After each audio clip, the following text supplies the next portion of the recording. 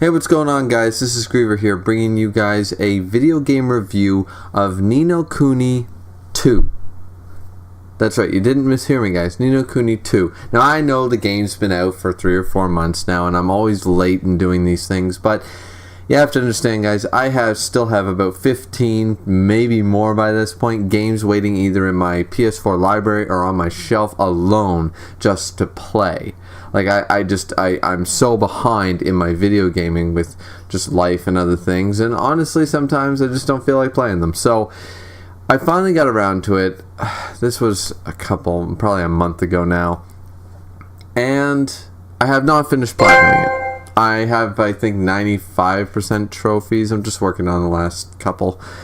But we'll get to the trophy problems, but okay. Go back to when Ni no Kuni was first introduced to us. Wrath of the White Witch. Now, I was skeptic. I was very skeptic. This felt to me like a kiddie game.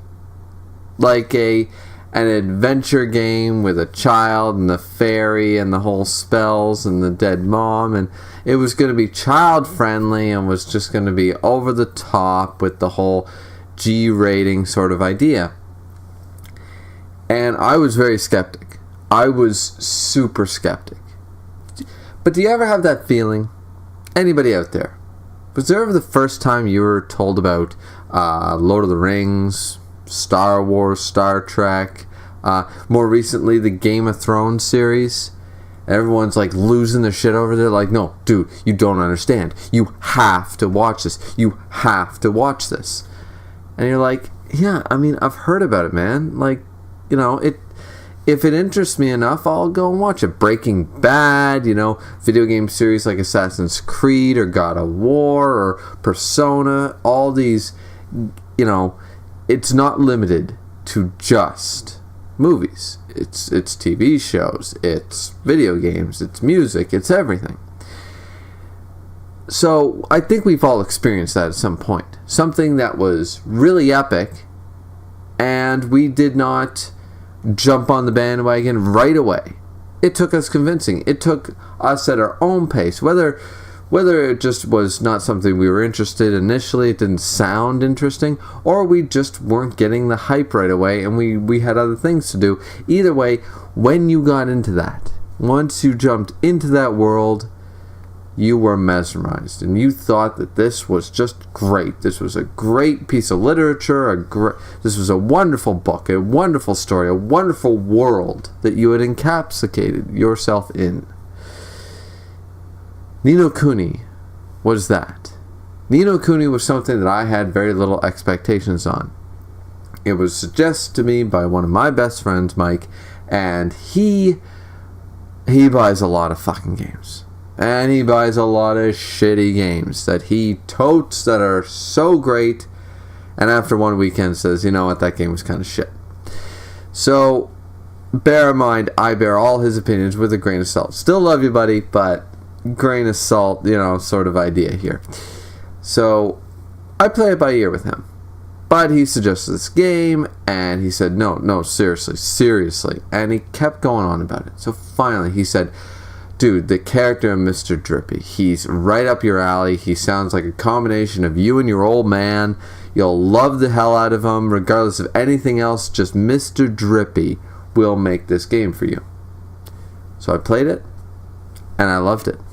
I loved the game. I loved the combination of the Pokemon Digimon-esque battle system. I loved the story, the complexity. It seemed like at first you were playing this G-rated game. This had some very mature, I would say borderline, I can't say R-rated, but the dark elements to this story, the underlying tones that were there for mature audience to pick up on, this was a well-constructed game, well-constructed plot, story, just beautiful world building was a huge thing. It's always been a huge thing for most people. Anybody on the internet will tell you, all the major YouTubers, all the major game critics, world building is key. Why do you think Skyrim has done so well? Why do people still play Skyrim? World building. World building is one of the core essential things that keep people interested. They want to immerse themselves. They want to learn about this world. So when Ni no Kuni 2 was announced, I was thrilled. But I did not want to spoil myself. I didn't want to know about the game. I didn't want to watch the trailers. And I didn't. I saw a couple images here and there, Facebook, YouTube, whatever. But I never clicked a video. I waited and I said, Ni no Kuni 2 is going to be great. I don't want to spoil myself. I don't want to know if this is is Oliver all grown? Is Mr. Drippy in the game? Are we doing a prequel? Are we doing a sequel? I didn't want to know any of it. I was just excited for this game. And then to find out that the game had the same style of graphics and Ding Dong Dell, and I was pumped, guys. I was pumped. I was ready. I was ready for this game. And after a weekend, disappointment settled in. After a weekend, not sure how long it was. I know once I got to Hydropolis, basically the third major area you're going to visit. It'll take you probably a fair chunk of time. You'll be used to the battle system, used to the item system. By the time you've got your sea legs, you'll fight your first major boss out of 4 and then the final boss. Things like that. This is well onto your way to I believe it's your second boss. And that's when I realized this was not Ni no Kuni 2 to me. This did not capture me in the same way. This was taking the name, the graphics, and the city of Ding Dong Dell, and that's it. That was it. That was all it was. It was slapping the title of something that I loved onto something different. It would be like if tomorrow another author wrote a Lord of the Rings book and slapped Lord of the Rings, a Tolkien-inspired fantasy, on the title. How many people would lose their shit over another Lord of the Rings book? But it's not really Lord of the Rings anymore, is it? It's not. I don't know why I got very upset by this, but I think it's because in today's age of gaming not being so easy to understand, in pleasing your audience comes from high-def graphics and bigger explosions and more cutscenes and making a more cinematic movie experience, trying to make more of an Avengers movie than make a true video game with great gameplay now. It seems to me that we've lost what it meant to be a gamer. And I know a lot of different channels with, Gamer Critic and Walk Culture and all these other people have made all these great videos showcasing, 7 things that have been lost or 7 things we really want that they just forgot about. Top 10s, things like that. Ni no Kuni was a game to me that brought back to me the idea of old school adventure. It was simplistic. It felt like an old school Zelda adventure style game. It was simple. You had a world map, but it had its complexity. You had the nice nostalgia feelings of all these different creatures, a Pokemon Digimon-esque vibe. You had the world, the world map like a Final Fantasy, Zelda-esque vibe. Then you had the battle style with the RPG elements.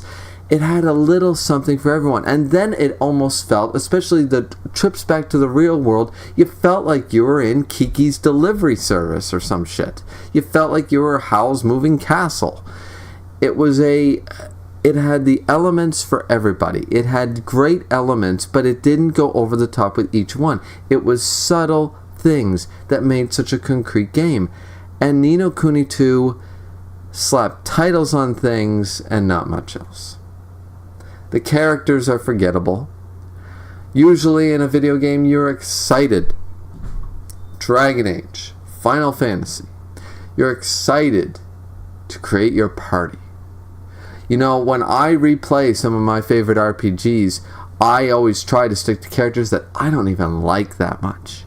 So I, of course, have my favorites like everybody else. But I've played this game so many times, and I love everybody in it so much that I say to myself, I'm going to play with these characters. When I play a Pokemon game, I say, you know, that Pokemon that I didn't like so much, you know, like, I'm not a huge fan of Executor and Corsola. Well, what's really that bad about them? You start, when you love a game that much, when you love a world, you kind of accept even the bad things about it. You go, you know what, this might grow on me. And you use that Pokemon. You use that character in your party. I always look forward, the more you progress in an RPG style game, which this is, to gaining that, to finding new party members and being like, oh, am I going to swap out? Am I going to have to grind and level up this awesome character I just found with the cool cape and the badass haircut? Oh, he's got a cool weapon. He's badass. The more I found characters, the less I liked them. My party from beginning to end was Roland, Evan, and Buck. That was it. I never changed them out, not once. Never cared for the other characters.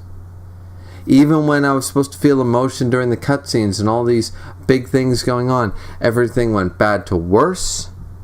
This did not feel like Ni no Kuni. This felt like a ode to the Ni no Kuni games. This should have been, once again, just like with the book idea here, this should have been a Ni no Kuni inspired game. And they should have left the title of Ding Dong Dell away from it. If you took away the title of that city, Ding Dong Dell, could you not have slapped a different title on this game? And people would have just said, wow, this is pretty similar to Ni no Kuni. I ask you this. I truly do. Because what part of this game, the skirmish RTS thing, the building of the kingdom thing, all these different elements that I wasn't asking for, the taking away of familiars, one of the core mechanics of the original game that made part of it so fun, taking away all the major areas, for that matter. Nothing was similar anymore. The only reminiscent thing was Ding Dong Dell. And it didn't even feel like Ding Dong Dell when you finally got back there. I know this hasn't been much of a review, guys, in the way of story, gameplay, sound, critical response, sort of way most people do things. And I understand this is more of a rant. But I am truly disappointed. I don't think I will buy Ni no Kuni 3, if there is such a thing. Because to me, this was not Ni no Kuni 2. This was not a continuation of the world that I wanted to explore more. This was not a continuation of characters that I was invested in. This was not a continuation of anything. This was hey, we got this standalone game that was great, but we kind of wrapped up all the loose ends. Well, let's just jump generations into the future, slap a few pretty names on it, use the exact same graphics engine so everyone thinks it's Ni no Kuni 2, and there you go.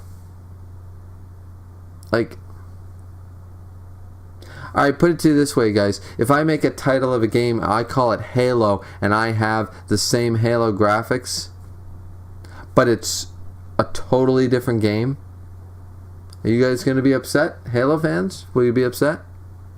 If I stick Legend of Zelda on a God of War game, are you guys going to be upset? Because I am. That's what this feels like. To me, this was not a game that, I'm not necessarily upset at the mechanics. The skirmish battling thing was decent, the RTS element.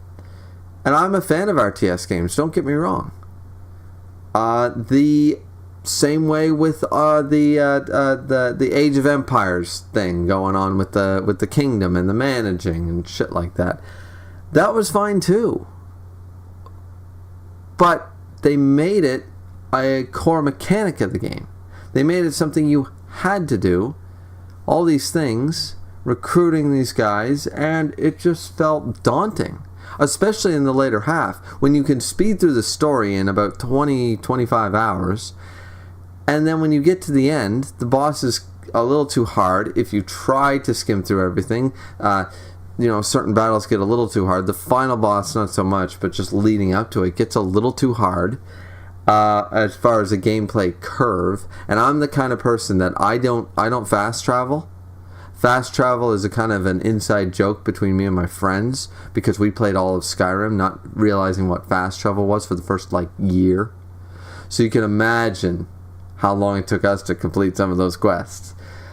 So fast travel is not something I generally do. Near the later half of the game, and now that I'm trophy hunting, of course I fast travel. Of course, I spend 500 hours on a game that could take 90 to platinum if I didn't fast travel in some of these larger world games. So what I'm pointing out is I don't run away from fights. I battle everyone for the experience, for the loot. And I still felt underleveled. Maybe I wasn't utilizing the gameplay mechanics correctly, but somehow I had gotten quite easily to the final stage and felt severely underleveled. So all this didn't make much sense to me. So I felt the game balance was off. I felt that I was betrayed by the gameplay, where it was so they took away the fun element of the familiars with not great tactics. Usually if you take away an element, you have to add a new corporation into it. I don't mind an intricate battle system where once you know how to do it, you're a god of gameplay. But if you take away that element, and Higglids are goddamn stupid. Everything about them pisses me off. This is not Pikmin meets, Little Big Planet people. This is Ni no Kuni. What are these things? They're dumb. They're annoying.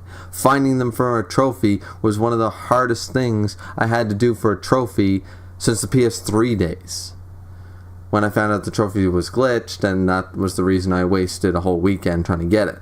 I had already gotten it. Well, I never did because the trophy was glitched. But it was infuriating.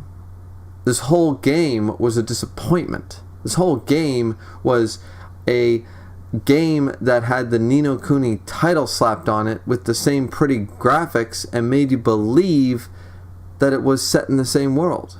And they claim to be. But this is not what we know. This was not the same world.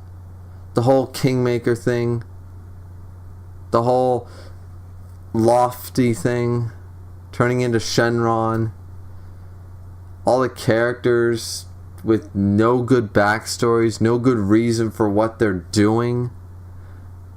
Outside of the first place Goldpaw, no one had an excellent reason. Like Hydropolis. So why isn't it destroyed then? First off, that story made no sense, but Hydropolis, by this logic, should already be destroyed by the time of post-game. Because if the only thing preventing its destruction for the last 300 years was the whole, we're living in a time loop, that's why we don't do this, do that, do the other thing, they broke their own rule. That, or they have an indefinite amount of time and they don't actually know when Doomsday's coming. So that was dumb. Once again, the whole adding, it feels like they tried to do too much. Ni no Kuni had so many elements. The original one had so many elements from different franchises and games and different things to get other people interested. But this tried to tack it on too much. I was almost amazed that there was not an FPS element by the time I was done. Because we have a RTS, we have an RPG, we have an action-adventure. Okay. We have combat strategy. K. We have puzzle solving. K. Dungeon crawling. All right. What's left? Wii motion control. That's what's left. Wii motion control. That's what's missing. So, alright, I've rambled on long enough, guys. I didn't want this video to be a whole rant, but that's what it kind of turned into. And I am going to upload this. I'm not going to sit back and think that this isn't my opinion and this isn't what I think. I'm not going to go through this critically because I'm mad. I'm irritated. I will not be buying Ni no Kuni 3 because I don't believe in the people creating Ni no Kuni 3. Because this is what they gave me for a Ni no Kuni 2. I bought the deluxe edition. I spent my $90+, $100+ for the beautiful box set and all the different intricacies and such like that. I love that shit. I really do. I don't buy it enough, but I love that shit. And this, I don't know, guys. I don't know. What did you guys think of Ni no Kuni 2, though? That is what I'm interested in. Am I insane? Did everyone, when I first, now, one thing I gotta say before I close out the video. My first weekend with the game, I was enthralled. And I was hyped. I did not expect, my expectations were what they've always been. And I was not dismayed when I first started the game. I was excited. And I wanted to play. And I wanted to love it. And I wanted to see if I could find any hidden things. You know, I hadn't replayed Ni no Kuni just in case. I wanted to kind of be surprised, be like, oh yeah, that guy, or things like that, you know. And the first, as I said, the first weekend worth of gaming, I don't know how long it was, maybe 5-10 hours. By the time I got to Gold Paw, I was still having a good time. But I think they fucked up. This wasn't Ni no Kuni. It looked like a Ni no Kuni. It's trying to be a Ni no Kuni, but it's not. What they did was they created a standalone, wonderful, great game one time. And just like movies, once you've created one successful thing, you need to make a sequel. Because why? Money. This was not Ni no Kuni 2 for the sake of the fans. This was not, Ni no Kuni was not meant to be a saga. It was not meant to be continued. Ni no Kuni was a standalone game. And now it fell to the wayside of being just a moneymaker. And I forgive the people who had passion for this game, making it, who wanted this to be Ni no Kuni 2, but for me, as a wonderful fan, a hesitant fan at first, someone who thought that it would be a childlike, silly adventure and a game I wouldn't love that much, to fall in love with the game and the world and something fresh, something new, and then to be this disappointed. I think that's why, guys, I am that disappointed by the game, because you know how hard it is. It's like BioWare. Finding things, finding old nostalgia in Knights of the Old Republic, finding a brand new world that I look up Wikipedia pages and buy the novels and buy this and want to explore the world more of Dragon Age. Things like that don't come along very often, guys. They don't. Great world building, great games, truly great games. Games that you wouldn't consider trading in. Games you don't want to sell. Games you know that even if you put it away, even if the new system's out, one day you'll go back to it. One day you'll want to play that game again. A game and a system that you won't throw away. If you don't throw away your system, it's not because of the system. It's because there are a handful of games that you still have for that system that you can't part with, because those games are truly great. And they don't need to be everybody's favorite. They don't all need to be the Ocarina of Time and Resident Evil 4. They don't have to be.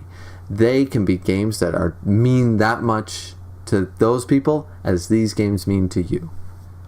And Ni no Kuni, the first one, was one of those unique games. Ni no Kuni 2 was sadly, to me, a disappointment. I played the game, I've nearly platinumed it, and I'm tired of it. I don't think I'll ever play it again. It's actually put a bitter taste in my mouth for Ni no Kuni. But I hope that if I ever have one of those vintage, gaming nights with the PS3, the N64, something like that, we always go back to old systems, me and my buddies sometimes, I hope I'll pop that game in, because that game was great. This is not a worthy sequel. And I will not be buying Ni no Kuni 3. Even if they fix all the problems, I'd be hard-pressed. I'd be very hard-pressed to buy it. I may play it. Won't say I won't. Friend buys it, something like that, wants me to try it out. I might play it. But until they fix the problems, until they realize this is not what Ni no Kuni was.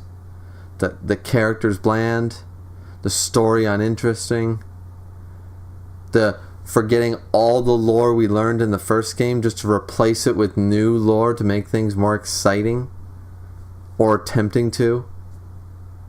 Just to have these big giant kingmakers and this overall boss who's basically a reconstruction of the White Witch, just told again from a different perspective. Not even really.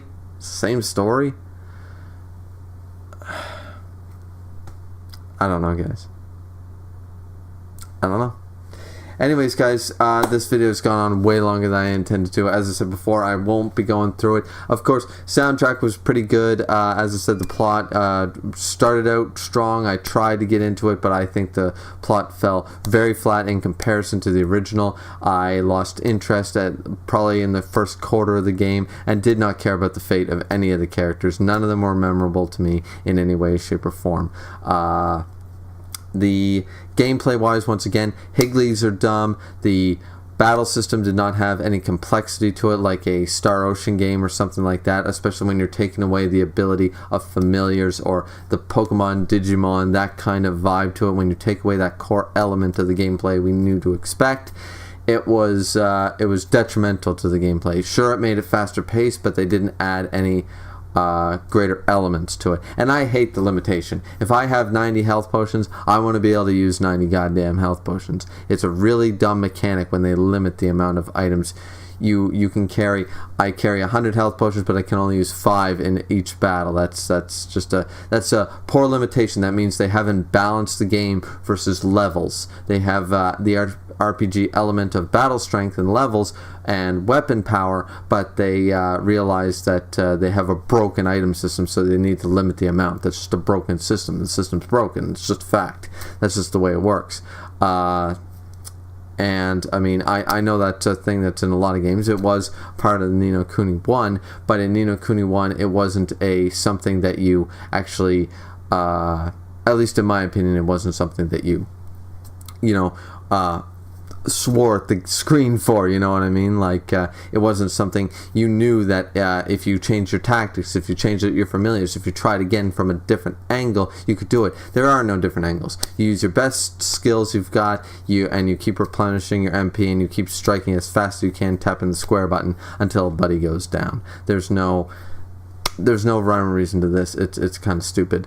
As I said, yeah, gameplay wise, as I said, it plays a little bit like once again, I love the RTS styles and the Age of Empires and the skirmish-ish battles. I mean, I like all those styles, but these felt out of place in this game. There was no requirement for it. It felt to me at the end of the game like they didn't have a complete game and they were trying to fill it up. It was like a half-filled jelly donut, and they just needed to fill up the jelly, so they just added, instead of adding jelly, they added peanut butter and sour cream just to fill up that donut, and they don't mesh well. That combination just doesn't mesh well. Or how about jelly, mustard, and I don't know, hot sauce? A combination that just doesn't work. And it can work in other games, but this just didn't to me. As I said before, the RTS element is something, and these sections standalone necessarily weren't done that bad. They were kind of stripped down and not that interesting, but they weren't necessarily poorly designed or poorly done exactly, though they had their flaws. It's just that they felt so out of place with the overall play style of the game that they felt like the black sheep of the family. Both of them. It was out of place. As I said, it feels to me like they had a potential for great lore and great world building, and they kind of squandered it, built off the first game. They didn't use any of what was built off the first game, and they just kind of tried to rewrite another story based off a name, and it didn't really pan out. I know the game did fairly well, and a lot of people were happy with it, but this is me being a little different for once. I didn't like this game, guys. I didn't like this game. I won't sell it. I've gotten far beyond the whole trade-in value thing, since nobody gives you a good trade-in value. But if someone offered me $30 for it when I paid like $90, I'd probably squander $35 and say, yeah, sure, take it. Take the whole box set. I would. I only bought it in February or March, and it's June. I'd probably sell it. You know, if someone was willing to offer me $35 for the whole box set, you know, I'd sell it. It's not worth my time anymore. So that being said, guys, that is my review of Ni no Kuni 2. I know this isn't really what I expected to do. It's not what probably you guys expected from me, but this was a rant video. This was not a happy review. This was this game is shit. So, that being said, guys, please like, subscribe, comment, or dislike the video if you love Ni no Kuni and you think that I didn't understand. I don't understand, you know. But tell me why I don't understand in the comment section down below. That being said, guys, this has been Griever with your Ni no Kuni 2 review. Thanks, guys, for watching as always, and we'll see you back here next time. See ya.